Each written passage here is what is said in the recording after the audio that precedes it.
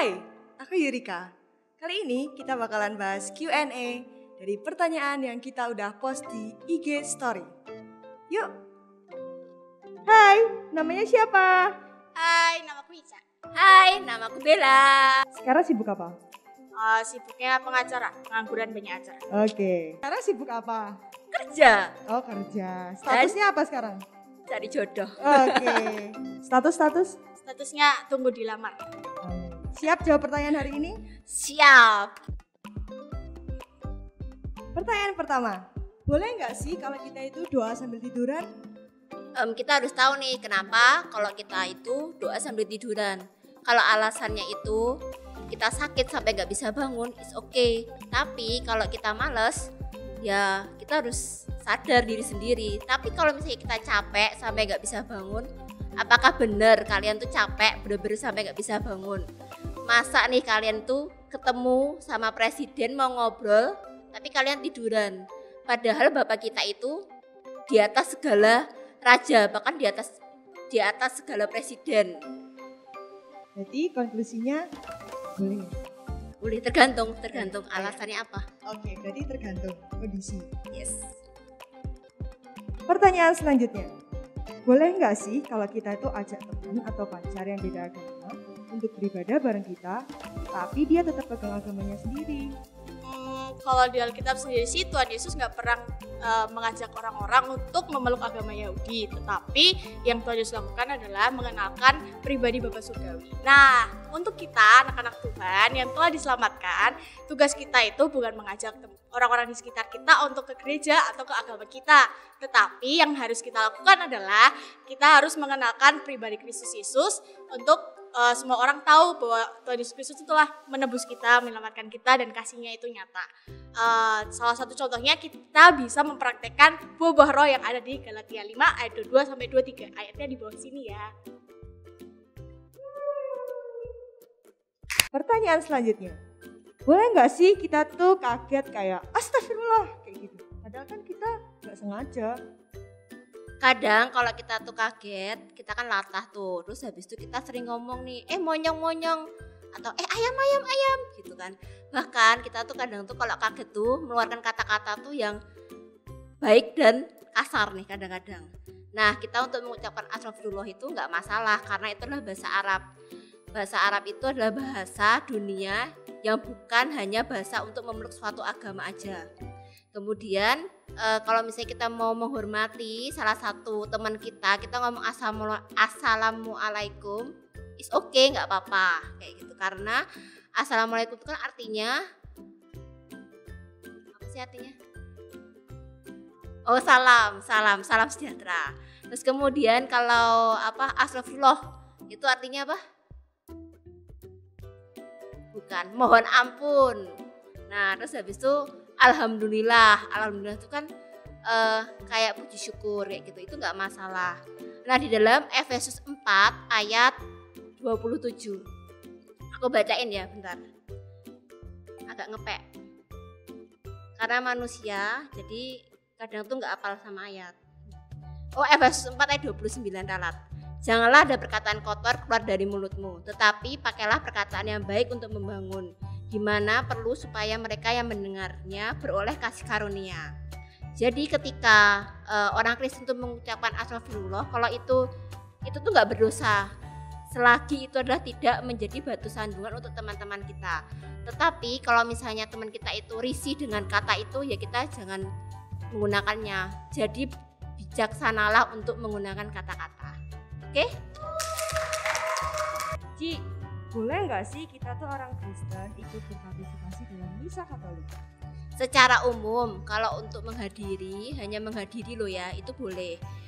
Seperti contohnya kita menghadiri pemberkatan nikah, kemudian menghadiri acara pemakaman atau penguburan, itu boleh. Tetapi kalau secara khusus itu untuk membangun iman kita itu nggak perlu, karena alasannya ada dua.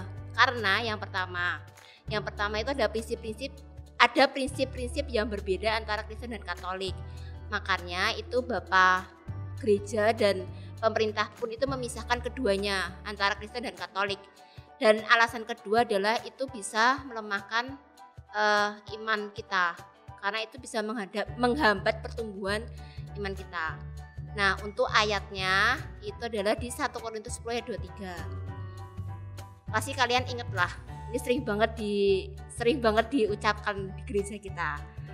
Ya, apa Noni ayatnya? Segala sesuatu diperbolehkan benar, tetapi segala sesuatu tidak berguna. Tidak Dan segala sesuatu diperbolehkan benar, tetapi tidak segala sesuatu dapat membangun. Sudah ada pertanyaan lagi nggak? Nggak ada. Pertanyaan selanjutnya. Nih, kan kita tuh pasti punya cita-cita masing-masing kan? Betul. Terus orang tua juga pasti punya harapan banyak ke kita. Betul. Terus boleh nggak sih kita tuh, gini. Misalnya orang tua kita tuh punya cita-cita bertentangan. Boleh nggak sih kita tuh nentang cita-cita orang tua terhadap kita? Daripada menentang, gimana kalau dikomunikasikan? Kan pikiran anak sama orang tua pasti berbeda kan ya. Orang tua mengharapkan yang terbaik buat anak-anaknya. Sedangkan kita punya cita-cita kita masing-masing. Kita mau jadi dokter lah atau apa, itu mungkin nggak sesuai dengan biaya kehidupan atau biaya yang harus dikeluarkan dari keluarganya. Jadi kita mending mengkomunikasikannya secara baik-baik, secara kepala dingin, jangan membawa emosi lah. Pokoknya jangan sampai dari gara-gara cita-cita ini jadi masalah di keluarga kita atau kita menjadi nggak hormat sama orang tua kita. Tentunya kan ada ayatnya tuh ya, aku bacain. Ngepek. Betul, itu ada nih salah satu contohnya di Keluaran 20 ayat 12. Hormatilah ayahmu dan ibumu supaya lanjut umurmu di tanah yang diberikan Tuhan Allahmu kepadamu. Sebenarnya banyak ayat yang menyebutkan kita harus menghormati ayah dan ibu kita. Jadi mending dikomunikasikan. Oke. Next question. Ci, boleh nggak sih kita itu membela teman kita dengan menutupi kesalahannya? Nggak boleh sih sebenarnya Kak. Bukan sebenarnya, emang nggak boleh. Karena kenapa kita harus menutupi kesalahan orang lain? Sama aja kita berkompromi dengan kesalahannya mereka kan. Lebih baik kita menegur atau membantu mereka untuk memperbaiki dan nggak mengulang kesalahan itu lagi. Karena kalau kita berkompromi, mereka akan tergantung dengan kita. Saat mereka membuat kesalahan lagi, kita akan berkompromi juga nanti akhirnya. Jadi mending kita memberi waktu buat dia berpikir dan memperbaiki dan tidak mengulang kesalahan itu. Nanti kalau misalnya alasannya ini berbohong demi kebaikan gitu nggak boleh juga? Kan nggak ada bohong kecil, dosa besar itu nggak ada. Semua dosa itu sama, maupun itu kecil ataupun besar.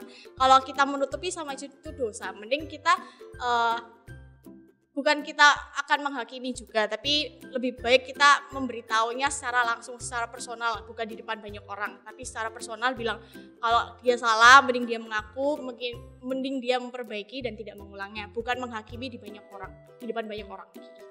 Oke, bungkus. Ci, tapi kalau misalnya beda kasus nih, misalnya ada orang lain lagi nanyain, pokoknya dia tuh lagi kepo sama keadaan si A misalnya gitu. Nah orang lain ini tuh kayak nanya-nanyain kita, si A tuh kenapa sih gitu. Padahal kita tuh tahu si A ini lagi nggak baik-baik aja. Nah aku tuh kita nih harus bersikap kayak gimana sih? Atau kita tuh harus nutupin atau kita bicara aja jujur?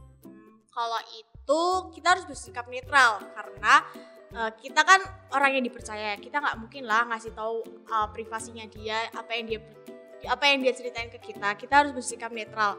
Mungkin kalau ada pertanyaan kayak gitu, kita bisa jawab langsung aja deh, tanya ke orangnya. Kita kan nggak berbohong, kita nggak menutupi apa-apa, kita nggak mengelak atau nggak ngomongin yang bohong-bohong lah. Mending langsung kita suruh orangnya, tanya ke orangnya langsung aja. Jadi kita nggak membohongi, kita nggak membongkar rahasianya kayak gitu. Kita harus bersikap netral. Gitu ya? Oke. Next. Pertanyaan terakhir. Ci, boleh gak sih kita itu percaya konspirasi? Konspirasi? Ada nih ayatnya ya. Langsung baca ayat aja ya. 2 Timotius 2 ayat 23. Hindarilah soal-soal yang dicari-cari, yang bodoh dan tidak layak. Engkau tahu bahwa soal-soal itu menimbulkan pertentangan. kalau konspirasi itu nggak sesuai dengan apa yang firman Tuhan ajarkan atau firman Tuhan katakan, mending kita nggak usah percaya atau kita nggak usah parno dengan konspirasi itu atau percaya. Mending kita lebih harus cross check lagi ke firman Tuhan dulu. Jadi konspirasi nggak dulu deh, firman Tuhan aja dulu.